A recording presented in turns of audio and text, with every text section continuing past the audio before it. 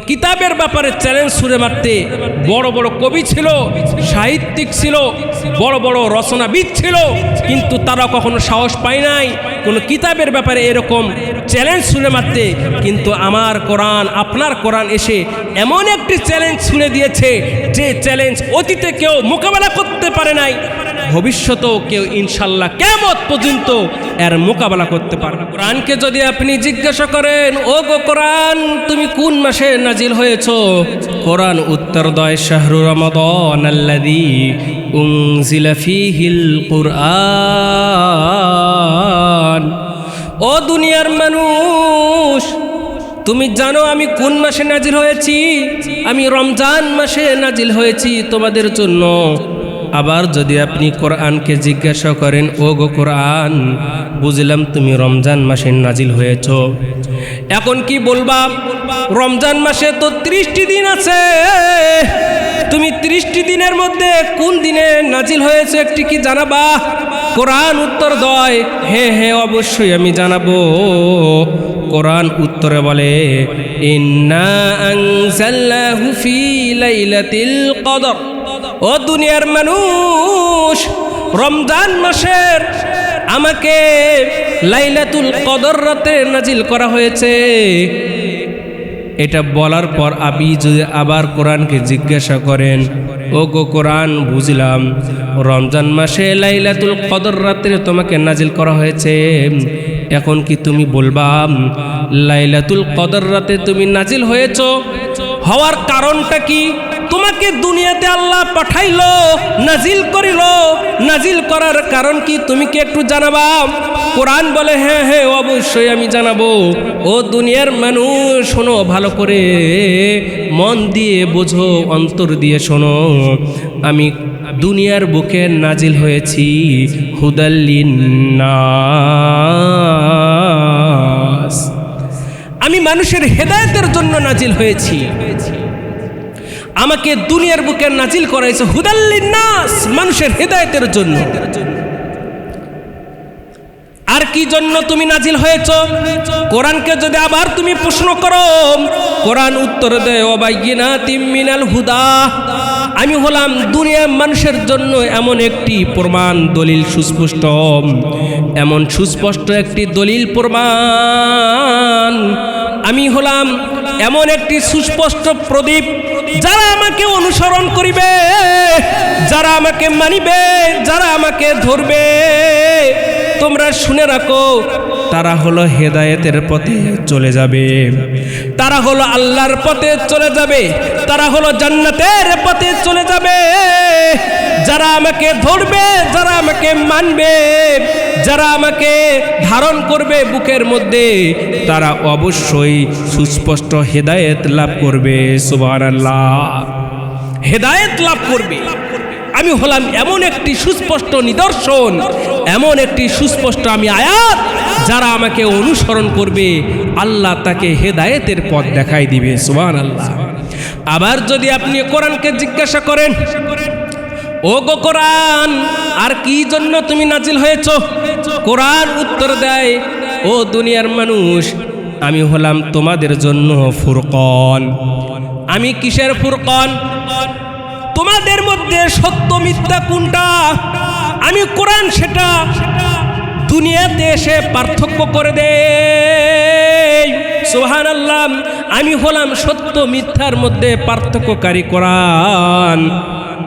সত্য কোনটা, মিথ্যা কোনটা, আমি কোরআন সেটা পার্থক্য করে দেই। মুআজ্জাজ হাজিরিন, একটু লক্ষ্য করে দেখুন, কোরআনের মাধ্যমে সুদ হারাম এটা আমরা জানি কি জানি না? কোরআনের মাধ্যমে ঘুষ খাওয়া হারাম সেটাও আমরা জানি। কোরআনের মাধ্যমে মানুষের ওপর অত্যাচার করা যাবে না, মানুষকে কষ্ট দেওয়া যাবে না, সেটাও কোরআন এসে স্পষ্ট করে দিছে কি দেয় নাই? সব কোরআন এসে স্পষ্ট করে দিয়েছে মানুষের সঙ্গে ভালো ব্যবহার করতে হবে, মানুষকে ভালোবাসিতে হবে, রসুলকে ভালোবাসিতে হবে, নামাজ পড়িতে হবে, রোজা রাখিতে হবে, হজ করতে হবে, যাকাত দিতে হবে। সব কিছু কোরআন এসে স্পষ্ট করে দিয়েছে কি দেয় নাই? একটা আওয়াজ করে বলেন। অবশ্যই দিয়েছে। কোরআন যদি আমাদেরকে না জানাই দিত, ও দুনিয়ার মানুষ, তুমি কি জানতা না? কখনোই জানতা না তুমি। কোরআন আসার পরে কোনটা সঠিক কোনটা ভুল সে কোরআন আমাদেরকে স্পষ্ট করে দিয়েছে। কথা বলেন। কোরআন আমাদেরকে স্পষ্ট করে দিয়েছে কোনটা হক কোনটা বাতিল। কোরআন যদি না আসতো তাহলে আমরা হক বাতিলের মধ্যে পার্থক্য করতে পারতাম না। পার্থক্য করার দাড়ি পাল্লা দিয়ে মাপে, যেরকম সব কিছু দাড়ি পাল্লা দিয়ে মাপ করে ওজন করে, সমান না, কম বেশি হচ্ছে। কোরআন হলো এমন দাড়ি পাল্লা, সত্য মিথ্যার মধ্যে স্পষ্টভাবে পার্থক্য করে দেয়। সুবহানাল্লাহ বলেন। কোরআন আছে বলে আমরা মা বাবাকে সম্মান করতে পারতেছি, কারণ কোরআন তো বলে দিয়েছে ইম্মা ইয়াবলুগান্না ইনদাকাল কিবরা আহাদুহুমা আও কিলাহুমা ফালা তাকুল লাহুমা উফিউ ওয়ালা তানহারহুমা ওয়া কুল লাহুমা কাওলান কারীমা। কোরআন এসে বলে দিয়েছে, ও দুনিয়ার মানুষ, তুমি তোমার মা বাবাকে সম্মান করো, মা বাবাকে শ্রদ্ধা করো, মা বাবাকে ভালোবাসো, মা বাবাকে মোহাব্বত করো, মা বাবার সঙ্গে বেয়াদবি করো না, মা বাবাকে কষ্ট দিও না, মা বাবার সঙ্গে অন্যায় করো না, মা বাবার প্রতি অত্যাচার করো না। কেননা তুমি যখন ছোট ছিলা তোমার মা বাবা তোমাকে কষ্ট করে বড় করেছে। এখন তোমার মা বাবা বিরুদ্ধ হয়ে গেছে, তুমি এমন কোনো কথা বলিও না যাতে করে তোমার মা কষ্ট পেয়ে শব্দটা বলে। এটা আমরা কোরআন না আসলে জানতাম কিভাবে যে মাকে সম্মান করিতে হবে। কোরআন না আসলে কিন্তু আমরা জানতাম না। কথা বলেন। কোরআন আসার পর সুদকে কিভাবে হালাল করে দিল, সুদকে কিভাবে হারাম করে দিল, ঘুষকে কিভাবে হারাম করে দিল সবে আমরা জানি। মদ খাওয়া আগে ছিল হালাল, কোরআন আসার পরে মদকে হারাম করে দেওয়া হয়েছে। কথা বলেন। সেজন্য কোরআন হলো দুনিয়ার সত্য মিথ্যার মধ্যে পার্থক্যকারী একটি কিতাব। সেজন্য কোরআন যা আঁকড়ে ধরবে তার মধ্যে সত্য মিথ্যার মধ্যে পার্থক্য করার ক্ষমতা চলে আসবে। কথা বলেন। আবার যদি আপনি কোরআনকে জিজ্ঞাসা করেন, ও গো কোরআন, তুমি আর কি কি কারণে দুনিয়ার বুকে নাজিল হয়েছ একটু বলবা কি? কোরআন বলবে, হ্যাঁ আমি বলতেছি। কোরআন উত্তর দেয়, ওয়ানুনাজ্জিলু মিনাল কুরআনি মা হুয়া শিফাউ ওয়া রাহমাতুল লিল মুমিনিন। কোরআন বলে, ও দুনিয়ার মানুষ, আমি দুনিয়ার বুকে নাজিল হয়েছি তোমাদের রোগের আরোগ্য দেওয়ার জন্য। সুবহানাল্লাহ বলেন। শিফা। কোরআন হলো পৃথিবীর মুসলমান মুমিনদের জন্য শেফা। কিভাবে শেফা? আপনি এখন জিজ্ঞাসা করতে পারেন, রোগের আবার কোরআন শেফা হয় কিভাবে? হ্যাঁ, আপনার একটা শারীরিক রোগ আছে, একটা আত্মার রোগ আছে। আপনার অন্তর যদি মরে যায়, অন্তর যদি মরিচিকা ভরে, মরিচিকা দ্বারা পরিপূর্ণ হয়ে যায়, তাহলে সে অন্তরটা আপনার রোগে আক্রান্ত হয়ে গেল। এই কোরআন আপনার অন্তরটাকে পবিত্র করে দিবে। এই কোরআন আপনার অন্তরটাকে ময়লা মুক্ত, আবর্জনা মুক্ত করে পবিত্র করে দিবে। কারণ কোরআন হলো দুনিয়ার মানুষদেরকে পবিত্র করে জান্নাতে নেওয়ার জন্য এসেছে। কথা বলেন, ঠিক না বেঠিক? কোরআন হলো দুনিয়া মানুষের জন্য শেফা। আপনি যদি কোরআনকে মানেন, কোরআনকে যদি বুকের মধ্যে ধারণ করেন, তাহলে আপনার কখনো গুনাহ করার সুযোগ নাই। আপনি কখনো গুনাহ করতে সাহস পাবেন না, কারণ গুনাহ করার আগে আপনার কোরআন সতর্ক করতেছে। ও দুনিয়া মানুষ, তুমি এই কাজটি করো না, কারণ তোমার এই কাজটি মহান আল্লাহ রাব্বুল আলামিন সামর্থ্য করে না। তোমার এই কাজটি আল্লাহ রাব্বুল আলামিন পছন্দ করেন না, তোমার এই কাজটি করা যাবে না। কোরআন আগেই তোমাকে সতর্ক করতেছে, সেজন্য তুমি আর ওই খারাপ কাজটি করতে পারবে না, কারণ কোরআন তোমাকে লক করতেছে বারবার করে। সেজন্য তোমার দ্বারা আর খারাপ কাজ সংগঠিত হবে না, হওয়ার আগেই কোরআন তোমাকে সতর্ক করে জানিয়ে দিচ্ছে যে এই কাজটি করা যাবে না। আবার যখন ভালো কাজ করতেছ তখন তোমার সওয়াব হচ্ছে, অন্তর পবিত্র হচ্ছে। আর যখন খারাপ কাজ করতে যাচ্ছ, কোরআন তোমাকে খারাপ কাজ থেকে সতর্ক করে সেখান থেকে বাঁচিয়ে আনতেছে। সুবহানাল্লাহ বলে। কোরআন হলো মানুষের অন্তরের রোগের সেপাদানকারী। কোরআন হলো মানুষের অন্তরের রোগের আত্মার হলো ওষুধ, এবং শারীরিকভাবে হলো কোরআন মানুষের জন্য ওষুধ। শারীরিকভাবে, অন্তর্গত এবং আত্মাগতভাবে কোরআন হলো মানুষের ঔষধ, মানুষকে শেফা দান করে। এবং শারীরিকভাবে, বাহ্যিকভাবেও মানুষ যে অসুস্থ হয়, জ্বরে আক্রান্ত হয়, সেটাও কোরআন মানুষকে শেফা করার জন্য দুনিয়াতে এসেছে। কি হবে? আপনার জ্বর হয়েছে, আপনি আল্লাহর উপর পরিপূর্ণ ভরসা রেখে যদি আপনি সূরাতুল ফাতিহা পড়ে যদি পানির মধ্যে দম দিয়ে যদি আপনি পান করেন, তাহলে আল্লাহর অশেষ রহমতে, আল্লাহর অনুগ্রহে আপনার রোগ মুক্ত হয়ে যাবে, আপনি সুস্থ হয়ে যাবেন। সুবহানাল্লাহ।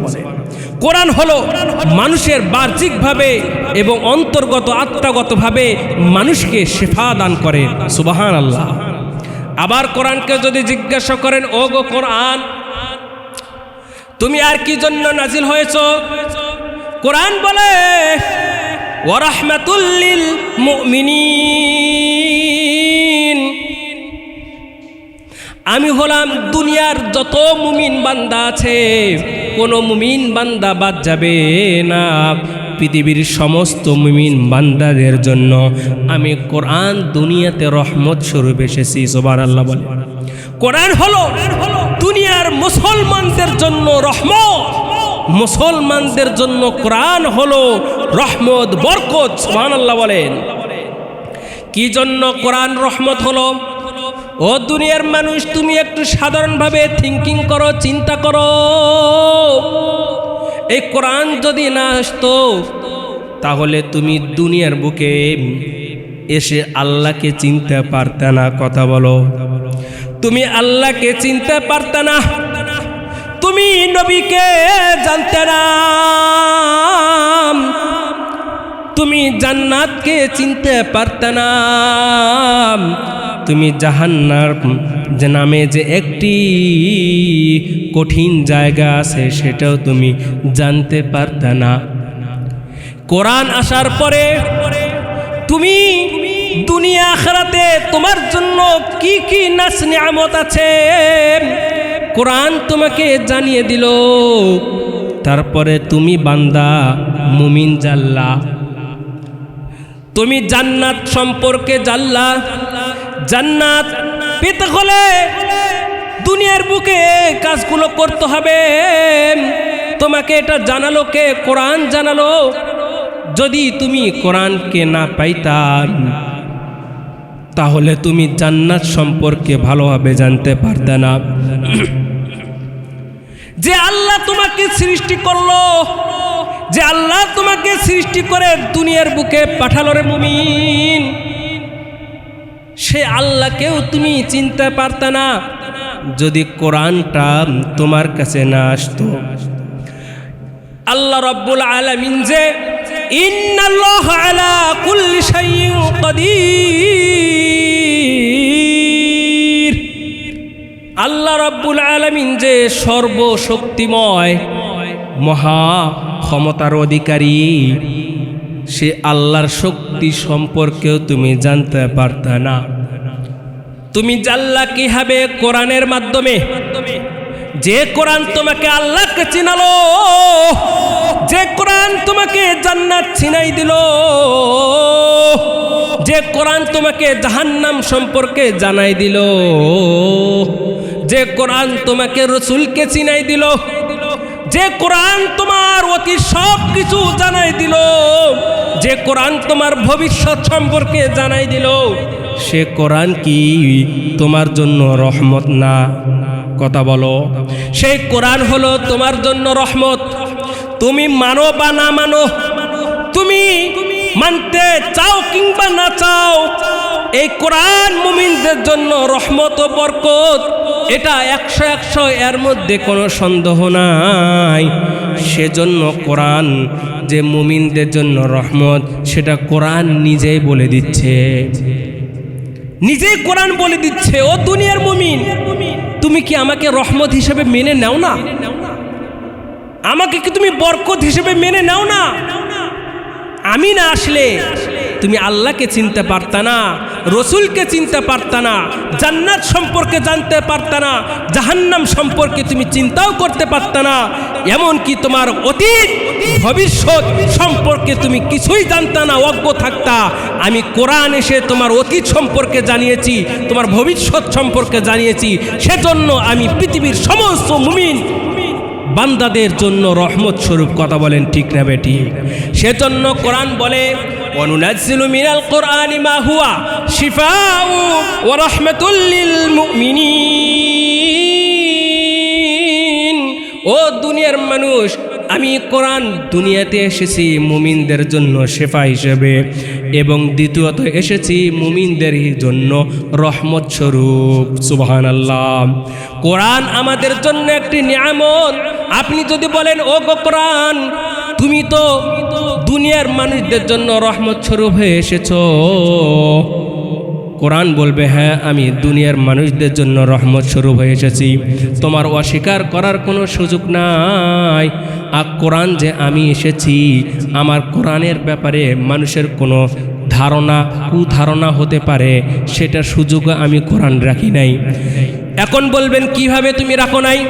কারণ পৃথিবীর সমস্ত কিতাব, কোন কিতাব দুনিয়ার মুমিন বান্দাদেরকে, দুনিয়ার কোন মানুষদেরকে চ্যালেঞ্জ ছুড়ে মারতে পারে না যে আমি এই কিতাব, কোনো সন্দেহ নাই, আমি এমন একটি কিতাব যে কিতাবের মধ্যে কোনো সন্দেহ নাই।